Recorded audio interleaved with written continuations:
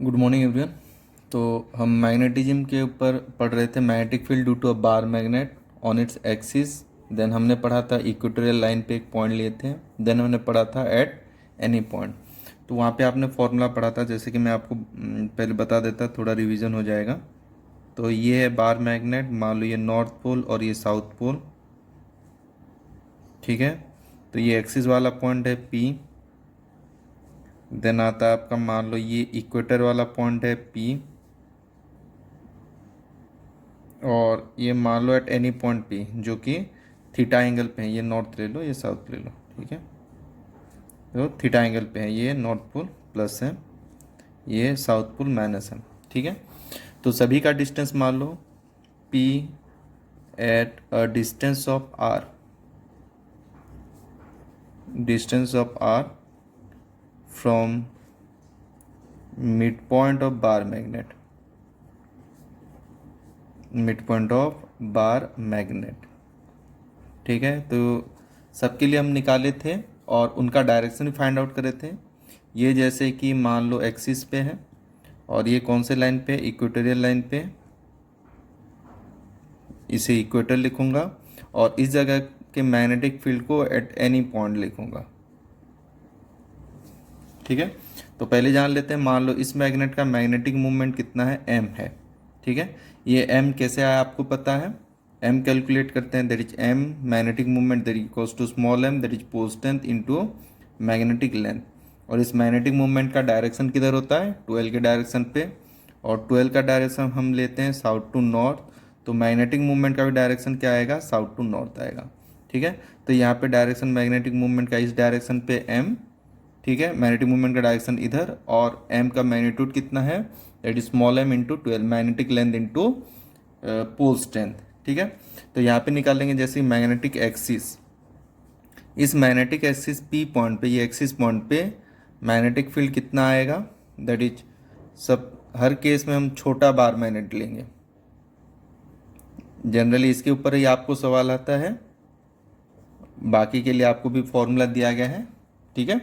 तो छोटे bar magnet में आपको केस क्या पकड़ना है, small r is greater than l से, ठीक है। तो मैग्नेटिक लेंथ बहुत ही छोटा है as compare to bar magnet का, सॉरी पॉइंट का distance from the bar magnet.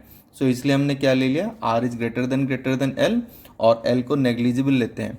तब फॉर्मूला क्या आता है, एक्सिस पे 2 km divided by r cube, ठीक है। देन इक्वेटर पे आता है आपका km divided by r cube. At any point पे आता है,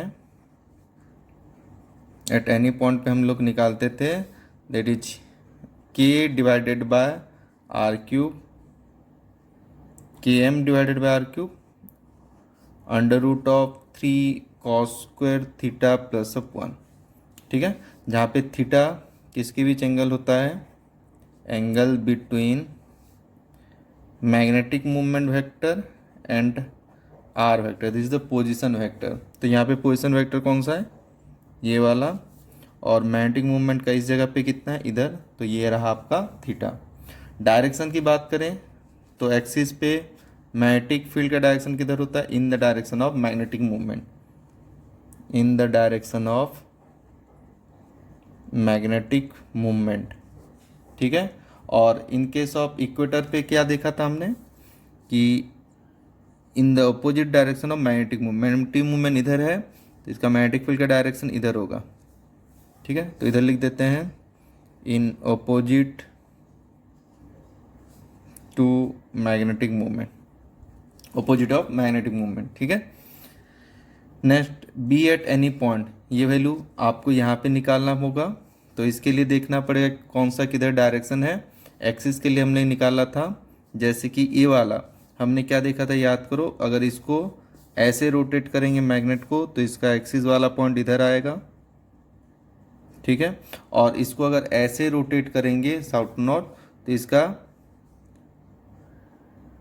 इस तरीके से रोटेट कर दो, ये आया इधर, और ये अगर ऐसे रोटेट करेंगे तो ये अपोजिट टू मैग्नेटिक मूवमेंट इधर आएगा, ठीक है। तो रिजल्टेंट इसी बीच मैग्नीट्यूड को देखते हुए आप थीटा एंगल निकाल सकते हो, उसका डायरेक्शन क्या होगा, किनके केस में, एट एनी पॉइंट के केस में। ठीक है। इसकी कुछ न्यूमेरिकल आपको सॉल्व करता हूँ। जैसे सभी शॉर्ट बार मैग्नेट के केस में है, पहला एग्जांपल लेते हैं। जैसे कि आपको एक स्क्वायर वाला लाइन दिया हुआ है, इस तरीके से अरेंजमेंट है मान लो मैग्नेट का, ठीक है। एक बार मैग्नेट को रखा गया इस तरीके से, ये हो गया आपका south pole, this one is the north pole, और दूसरे बार मैग्नेट को रखा गया ऐसे,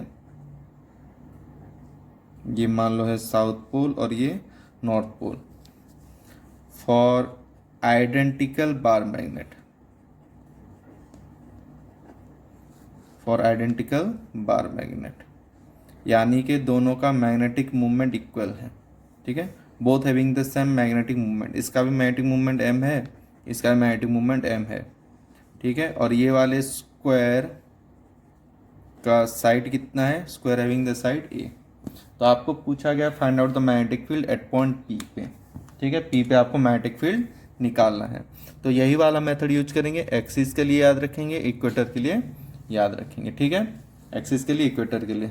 तो बोलो P पॉइंट अगर देखेंगे, बार मैग्नेट 1 ले लेते हैं, इसको बार मैग्नेट 2, ठीक है। तो बार मैग्नेट 1 के लिए, इसके लिए सॉल्व कर रहा हूँ। बार मैग्नेट 1 के लिए P पॉइंट कहाँ पे है, देखो ये बार मैग्नेट है, तो जो लाइन दोनों पोल को क्रॉस करते हुए जाती है, this is the axis line, ठीक है। तो मैग्नेटिक एक्सिस है इस बार मैग्नेट का, तो ये जो P पॉइंट है इस बार मैग्नेट की कौन से लाइन पे है, एक्सियल लाइन पे।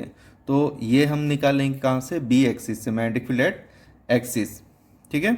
और उसके लिए फॉर्मूला क्या है, फॉर्मूला है 2km divided by r cube. R क्या होता है, that is the distance of point from the mid point of the bar magnet. तो यहाँ से यहाँ तक का डिस्टेंस कितना है, a, ठीक है। तो वैल्यू पुट करो, 2k मैग्नेटिक मूवमेंट कितना दिया है m डिवाइडेड बाय डिस्टेंस कितना है a का क्यूब, ठीक है। और डायरेक्शन देखने जाएंगे तो डायरेक्शन क्या होगा, साउथ टू नॉर्थ। तो इस वाले केस में ये डायरेक्शन होगा इधर की तरफ, या है आपका b1, ठीक है, या है आपका 2km divided bye a cube. k का वैल्यू आपको याद है, दैट इज μ0/4π, जिसका वैल्यू लिखते हैं 10⁻⁷। बाद में वैल्यू पुट कर लेना जब आपको फाइनली आंसर निकालना हो। तो अभी हम कैलकुलेट करते हैं, उसके बाद फाइनली आपको बाद में क्या करना है, वैल्यू पुट कर देना है, ठीक है। तो यहाँ पे देखेंगे next, magnetic field due to second bar magnet. दूसरे बार मैग्नेट के केस में देखें तो ये आ गया बार मैग्नेट, और ये लाइन पे अगर पी पॉइंट है तो ये लाइन कौन सा लाइन हो गया इस बार मैग्नेट के लिए, एक्सियल लाइन। एक्सियल लाइन के लिए फॉर्मूला फिर से यही, तो अगेन 2k मैग्नेटिक मूवमेंट कितना है m, और डिस्टेंस कितना है यहाँ से, ये स्क्वायर है, तो यहाँ से a का डिस्टेंस यहाँ तक, ठीक है। तो डिस्टेंस का cube 2km divided bye a cube, और k का वैल्यू वही वैल्यू पुट करना है। अब इसका डायरेक्शन अगर देखेंगे तो मैग्नेटिक मूवमेंट का डायरेक्शन साउथ टू नॉर्थ, ठीक है। मैग्नेटिक मूवमेंट का डायरेक्शन क्या होगा, साउथ टू नॉर्थ। यहाँ पे मैग्नेटिक मूवमेंट का डायरेक्शन जिधर है उधर की तरफ क्या आएगा आपका, मैग्नेटिक फील्ड, ठीक है। तो B2 इधर आया, तो इन दोनों वेक्टर का रिजल्टेंट आपको निकालना है। B1 और B2 देखेंगे तो दोनों ही मैग्नीट्यूड में सेम है, तो लिख सकते हैं B that is equals to B1 that is equals to B2, और उसी का वैल्यू कितना है 2km divided bye a cube, ठीक है। तो इक्वल मैग्नीट्यूड है, एंगल कितना आएगा 90। तो इसके लिए आप फॉर्मूला लगा सकते हो, resultant magnetic field under root of a square, याद है आपको a स्क्वायर यानी कि b square plus b square क्या होता है, ऐसे ही तो लिखते हैं फॉर्मूला रिजल्टेंट वेक्टर का। रिजल्टेंट वेक्टर का क्या होता है, a square plus b square plus 2ab cos theta. अगर प्रीवियस लेक्चर आपने देखा होगा तो मैंने डायरेक्ट बताया बहुत सी जगह पे, और ये मेथड ही बताया था कि 90 पे हो, 60 डिग्री पे हो, 45 डिग्री पे, तो आप फाइनली कैसे आंसर निकाल सकते हो, 120 पे हो या 180 पे। तो यहाँ पे देख सकते हैं दोनों है, कितना आएगा 2b स्क्वायर कॉस 90, कॉस 90 कितना आएगा 0, तो ये कितना आएगा under root of 2b square, तो ये under root of b square कितना आ जाएगा b, और ये 2, तो वैल्यू कितना आएगा √2b, कितना है b कहाँ गया, ये b मतलब b1 ले लो या b2 ले लो, 2km divided bye a cube. This the answer, resultant magnetic field at point P। From this arrangement हमको क्या मिला, पी पॉइंट पे मैग्नेटिक फील्ड कितना मिला, इसका मैग्नेटिक फील्ड B1, इसका मैग्नेटिक फील्ड B2, दोनों मैग्नीट्यूड में सेम है, पर डायरेक्शन देखें तो इसका इधर है इन the direction of magnetic movement, again in the direction of magnetic movement, तो दोनों मैग्नेटिक फील्ड 90 डिग्री पे हैं, तो दोनों का रिजल्टेंट कितना आएगा, दैट इज √2 इंटू बी, इसको भी बी मानो, इसको भी बी मानो, तो मिड पॉइंट पे आएगा कितना answer, √2 B, this is the resultant magnetic field, और जिसका वैल्यू यहाँ पे लिख सकते हैं, √2 बी का वैल्यू कितना है, 2km डिवाइडेड बाय ए क्यू। ठीक है, नेक्स्ट प्रॉब्लम पे चलते हैं।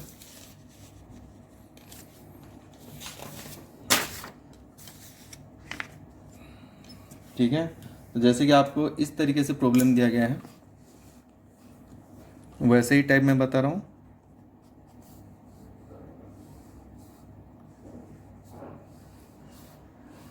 ये मान लो स्क्वायर है, स्क्वायर हैविंग साइड ए, ठीक है, स्क्वायर हैविंग साइड ए, और यहाँ पे मैग्नेट को इस तरीके से रखा गया है, दोनों आइडेंटिकल मैग्नेट है, ये नॉर्थ पोल हो गया और ये साउथ पोल, अगेन ये नॉर्थ पोल हो गया और ये साउथ पोल। पूछा गया मैग्नेटिक फील्ड निकालो पी पॉइंट पे, ठीक है, find out the magnetic field at point P. Identical magnet, identical magnet having magnetic movement is M, दोनों के लिए मैग्नेटिक मूवमेंट कितना है, एम है। ठीक है, तो वैल्यू कितना आएगा देख लो। तो पी पॉइंट पे निकाला है, स्क्वायर साइड ए है, तो पहले निकालते हैं, इस वाले मैग्नेट को 1 ले लेते हैं, इस मैग्नेट को 2 ले लेते हैं, तो मैग्नेट 1 B1 के लिए निकालूंगा। तो इस वाले मैग्नेट के लिए देखें तो पी पॉइंट कहाँ पे, देख लो पी पॉइंट कहाँ पे, एक्सियल लाइन पे है, तो एक्सिस वाला फॉर्मूला यूज करेंगे, एक्सिस वाला 2km डिवाइडेड बाय ए क्यूब। तो वैल्यू लिखते हैं कितना आएगा, 2k, मैग्नेटिक मूवमेंट m दिया हुआ है, डिस्टेंस कितना है r क्यूब, मतलब ये डिस्टेंस a है, तो यह है a क्यूब। ठीक है, डायरेक्शन भी दे देते हैं, डायरेक्शन किधर होगा, इन the direction of magnetic movement, तो इधर है मैग्नेटिक मूवमेंट का डायरेक्शन, तो इसी डायरेक्शन में आपका B1। ठीक है, नेक्स्ट मैग्नेट, सेकंड मैग्नेट के लिए अगर देखेंगे तो ये पी पॉइंट कहाँ पे है, ध्यान दो, देखो ये कहाँ पे है, इक्वेटोरियल लाइन पे। इक्वेटोरियल लाइन पे फॉर्मूला क्या है, km divided bye r cube. तो फिर से लिखते हैं k, इसका मैग्नेटिक मूवमेंट कितना है m, डिवाइडेड बाय डिस्टेंस कितना है a, तो a क्यूब, और इसका डायरेक्शन क्या होता है, in the opposite direction of magnetic movement. तो इस वाले मैग्नेट के लिए मैग्नेटिक मूवमेंट का डायरेक्शन इधर है, तो इधर क्या होगा आपका मैग्नेटिक फील्ड का डायरेक्शन, दिस इज 2। ठीक है, और रिजल्टेंट क्या आएगा, दोनों वेक्टर एक ही डायरेक्शन पे हैं, तो डायरेक्ट जोड़ सकते हैं, B1 प्लस अब B2, 2km डिवाइडेड बाय ए cube plus km divided bye ए क्यूब। तो आंसर कितना आ गया, that is 3km divided by A cube. क्योंकि रिजल्टेंट मैग्नेटिक फील्ड इस अरेंजमेंट के लिए resultant magnetic field at point P पे कितना आएगा, that is 3km divided by A cube. Next problem पे चलते हैं। जैसे कि आपको दिया गया है, if 2 bar magnet are arranged in this manner and at point P, मान लो P पॉइंट यहाँ पे ले लेते हैं, which is at a distance of 20 centimeter from magnet 1 and at a distance of 30 centimeter from magnet 2, both magnet are short bar magnet and having the magnetic moment m1 and m2. One bar magnet having the magnetic moment 1 and second bar magnet having the magnetic moment m2। इस तरीके से दिया हुआ है, south pole north pole, here is the south pole and north pole. ठीक है, तो आपको पूछा गया if magnetic field at point O at point P is 0, if magnetic field at point P is 0, then find m1 divided by m2। तो आपको m1 divided by m2 find out करना है। ठीक है, तो सॉल्व करते हैं। जैसे कि आपको इस जगह पे मैग्नेटिक फील्ड जीरो करना है, तो इसका मैग्नेटिक फील्ड और इसका मैग्नेटिक फील्ड, दोनों के मैग्नेटिक फील्ड का रिजल्टेंट वैल्यू कितना आया है, जीरो। यानी कि दोनों के मैग्नेटिक फील्ड के डायरेक्शन क्या होंगे, ऑपोजिट होंगे। ठीक है, तो इस वाले के केस में इसको B1 मैग्नेटिक फील्ड लेते हैं। जैसे कि मैग्नेटिक मूवमेंट का डायरेक्शन इधर है, तो यहाँ पे P पॉइंट पर मैग्नेटिक फील्ड का डायरेक्शन किधर होगा, इस डायरेक्शन में। और मैग्नेटिक फील्ड का मैग्नीट्यूड क्या आएगा, देखते हैं।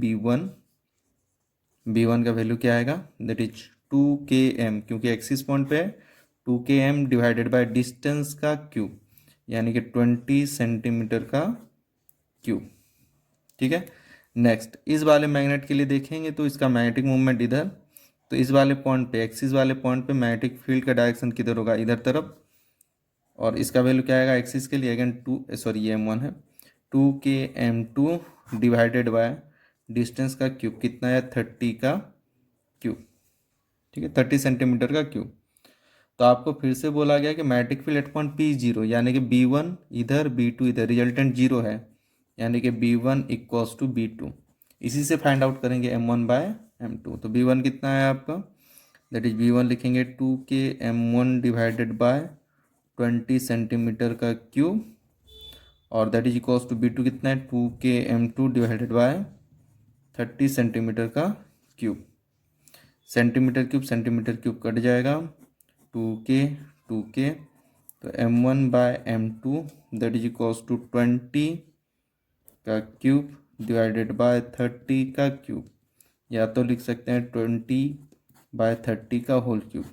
0 0 काट दो, कितना है, 8 डिवाइडेड बाय 27। तो M1 बाय M2 कितना आएगा, 8 डिवाइडेड बाय 27। ठीक,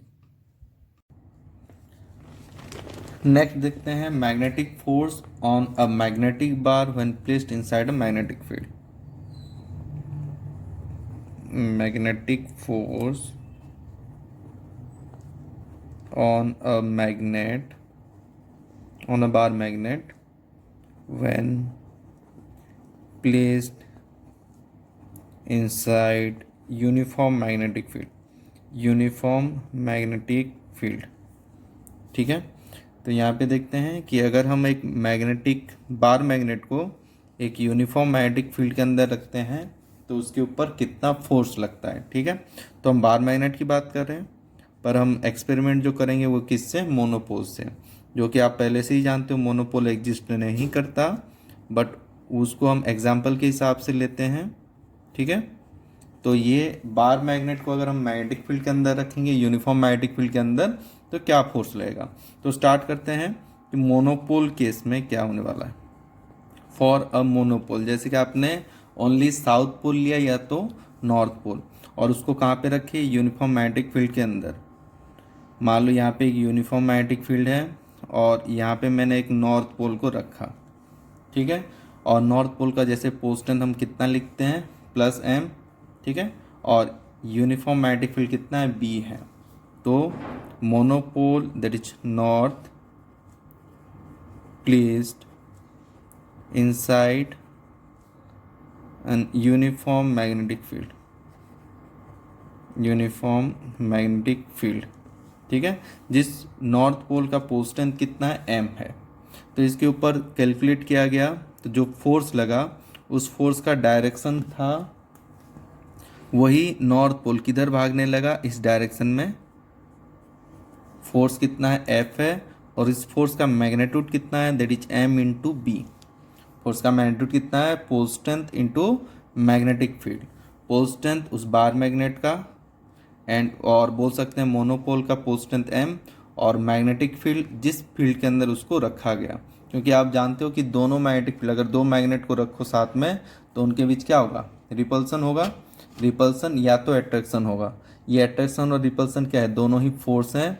दूर भगाने वाला फोर्स रिपल्सन हो गया, और पास खींचने वाला फोर्स क्या हो गया, अट्रैक्शन। ठीक है, तो कोई भी मैग्नेट को अगर मैग्नेटिक फील्ड के अंदर रखते हैं तो उसके ऊपर फोर्स लगेगा। फोर्स का मैग्नीट्यूड कितना है, m into B, pole strength into magnetic field. ठीक है, और उसका डायरेक्शन क्या होगा, for a north pole it is in force experience in the direction of magnetic field. अगर नॉर्थ पोल का केस है, नॉर्थ पोल के लिए force in the direction of magnetic field, in the direction of magnetic field. अगर बात करते हैं south pole की, जैसे कि हमने यहाँ पे एक साउथ पोल रख दिया और उसका भी पोल स्ट्रेंथ मान लो m है, इसको -m से डिनोट करते हैं, याद करो। उसका भी पोल स्ट्रेंथ कितना है, m। माइनस साइन किसके लिए दिया जाता है, जानने के लिए कि वो नॉर्थ पोल है कि साउथ पोल। बिना आप माइनस और प्लस के भी कैलकुलेट कर सकते हैं। तो इसके ऊपर हमने देखा, इसके ऊपर जो फोर्स लगा वो इस डायरेक्शन में लगा और इसका भी मैग्नीट्यूड कितना है, mb। ठीक है, तो इसका भी मैग्नीट्यूड कितना है, mb। तो साउथ पोल केस के लिए force in opposite direction of magnetic field, opposite direction में लगा। इसके लिए इसको जब हम प्लस लिखते हैं तो इसको क्या लिखते हैं, माइनस, ताकि ये समझ में आए कि ये जो प्लस का मतलब है इन the direction of magnetic field और माइनस का मतलब क्या हो गया, इसके ऑपोजिट डायरेक्शन में। ठीक है, इसको अगर प्लस लिखो तो इसको माइनस लिखो, नहीं तो दोनों को क्या लिख सकते हैं, मैग्नीट्यूड में। जैसे मैग्नीट्यूड में लिखे तो दोनों का ही मैग्नीट्यूड कितना लिख सकते हैं, mb लिख सकते हैं। ठीक है, तो याद रखेंगे नॉर्थ पोल के ऊपर फोर्स लगेगा in the direction of magnetic field and force का मैग्नीट्यूड होगा pole strength into magnetic field, external magnetic field जिसके अंदर इस पोल को रखा गया है। दूसरे केस में भी in case of south pole force लगेगा mb, pole strength into magnetic field and it is directed in the direction in opposite direction of magnetic field. ठीक है, तो हम एक बार मैग्नेट को रख के देखेंगे तो इसके ऊपर फोर्स किधर लगता है और उसका मैग्नीट्यूड क्या आता है। ठीक है, तो जैसे कि मान लो यहाँ पे एक यूनिफॉर्म मैग्नेटिक फील्ड है और उसी यूनिफॉर्म मैग्नेटिक फील्ड के अंदर जैसे हम पढ़ रहे हैं magnetic force on a bar magnet when placed inside a uniform magnetic field. तो हमने क्या करा, यहाँ पे एक बार मैग्नेट को इस तरीके से रखा। ठीक है, ये एक बार मैग्नेट है, मान लो ये नॉर्थ पोल और ये साउथ पोल, इसका पोल स्ट्रेंथ जैसे लिखा है था +m और इसका -m। ठीक है, तो इसके ऊपर फोर्स लगेगा, कौन से डायरेक्शन में लगेगा देख लो। जैसे कि हमने यहाँ पे पढ़े थे कि नॉर्थ पोल के ऊपर फोर्स लगता है इन the direction of magnetic field. मान लो मैग्नेटिक फील्ड का स्ट्रेंथ कितना है, b है। ठीक है, तो फोर्स लगा इन the direction of magnetic field और इसका मैग्नीट्यूड कितना है, mb। और साउथ पोल के ऊपर फोर्स लगा in the opposite direction of magnetic field और इसका भी मैग्नीट्यूड कितना है, mb है। ठीक है, मैग्नीट्यूड की बात करें तो यहाँ पे देखेंगे तो फोर्स लगा इधर तरफ, फोर्स लगा इधर तरफ, यानी कि एक बार मैग्नेट एक ऑब्जेक्ट के ऊपर दो फोर्स लगे। ठीक है, और उन दोनों फोर्स का डायरेक्शन देखो तो ऑपोजिट है, तो ऐसे फोर्स को क्या कहा जाता है, this is called as couple force. Couple force क्या होता है, पहले भी आपको बताया गया था। कपल फोर्स क्या होता है, एक ऑब्जेक्ट पे लगे, ठीक है, एक ही ऑब्जेक्ट पे लगे, दो पॉइंट पे लगे, ठीक है, और दोनों का डायरेक्ट मैग्नीट्यूड सेम है हो और डायरेक्शन क्या हो, ऑपोजिट। समझ में आया? तो कपल फोर्स क्या हो गया, एक ऑब्जेक्ट पे लगेगा, दोनों ऑब्जेक्ट के दो अलग पॉइंट पे लगेंगे, दोनों के डायरेक्शन क्या होंगे, ऑपोजिट, एंड दोनों का मैग्नीट्यूड क्या होगा, सेम। तो इसे कहते हैं कपल फोर्स। और कपल फोर्स क्या देता है आपको, टॉर्क देता है, यानी कि यहाँ पे टॉर्क प्रोड्यूस होगा, रोटेशन होगा। और टॉर्क के लिए हम फॉर्मूला क्या लिखेंगे, दैट इज आइदर फोर्स, कोई एक फोर्स उठाओ, into perpendicular distance between the force, distance between the parallel force बोल सकते हैं। ऑपोजिट डायरेक्शन पे लेंगे, इक्वल मैग्नीट्यूड के फोर्स हैं। ठीक है, तो हम यहाँ पे बोल सकते हैं कि यहाँ पे क्या आया था, देखो एक बार मैग्नेट पे दो फोर्स लगे, एक नॉर्थ पोल पे लगा mb in the direction of magnetic field और एक साउथ पोल पे लगा in the opposite direction of magnetic field. दोनों फोर्स के मैग्नीट्यूड सेम है, दोनों के डायरेक्शन अलग हैं और दोनों एक ही ऑब्जेक्ट पे लगे, दो अलग अलग जगह पे लगे, तो इसे कहते हैं कपल फोर्स। और कपल फोर्स से क्या मिलता है, टॉर्क। टॉर्क का फॉर्मूला क्या होता है, either force into perpendicular distance between them. ठीक है, मान लो ये जो रखा गया ये कितने एंगल पे, थीटा, तो ये भी कितना आएगा, थीटा एंगल। तो आपको निकालना है आइदर फोर्स, दोनों फोर्स में से किसी एक को उठाओ, that is mb, and perpendicular distance क्या आएगा, पैरेलल फोर्स का परपेंडिकुलर डिस्टेंस, ये होता है आपका परपेंडिकुलर डिस्टेंस।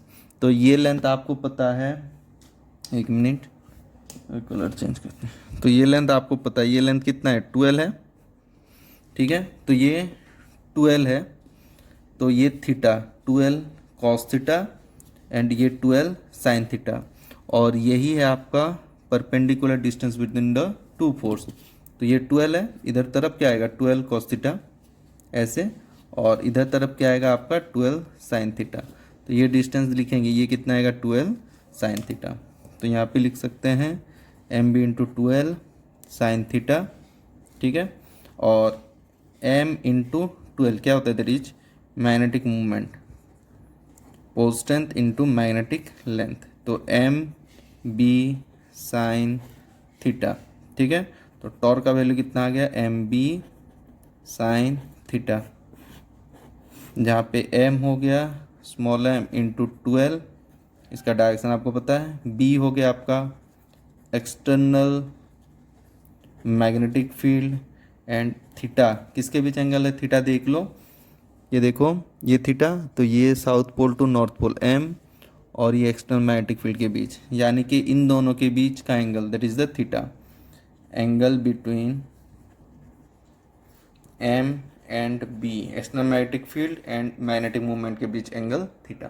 तो टॉर्क का वैल्यू है एम बी साइन थीटा।